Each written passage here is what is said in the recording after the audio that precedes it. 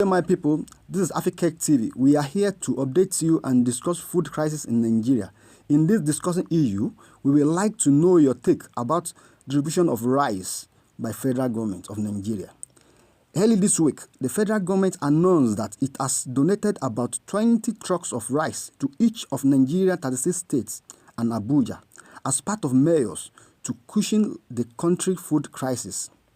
Information Minister Ahmed Idris disclosed this in Abuja on Monday while briefing State House reporters at the end of the Federal Executive Council meeting. Each of the trucks, of course, is carrying about 1,225 kg bags of rice. In a statement, it said this is part of measures that government is taking in addition to so many others to ensure that the hardship being experienced by Nigerians is drastically come down. The minister also said the bag of rice are expected to be distributed to vulnerable Nigerians by the state government. Each of the state governments has received 20 trucks of rice for onward distribution to the most vulnerable. This is a first step, and the federal government will distribute to support all the state governors and local governments, all the subnational, so that the hardship being experienced by most Nigerians in terms of shortage of food supply is bridged. Now there are some questions we really need to be asking ourselves. Is this distribution of rice we need now? What happened to the previous one distributed?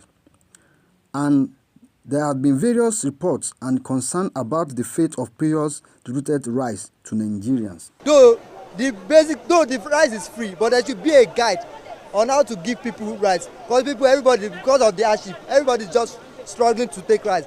But I just find my way to even enter the container. Even inside that container, where there like two people are four that we are just matching.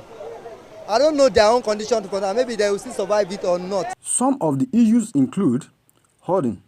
Some beneficiaries have been accused of hoarding the rice instead of using it for its intended purposes. Diversion. There has been allegations of rice being diverted to the open market for resale rather than reaching the intended beneficiaries. Spoilage. In some cases, the rice has been reportedly been spoiled or poor quality, making it unfit for consumption. Inadequate distribution. Some areas have reported not receiving their allocation share of rice or receiving insufficient quantities. Corruption. Unfortunately, there have been reports of corruption and embezzlement on the distribution process, with some officials alleging siphoning of rice or funds meant for the program. Lack of transparency. There have been calls for greater transparency in the distribution process, with some critics arguing that the process is prone to abuse.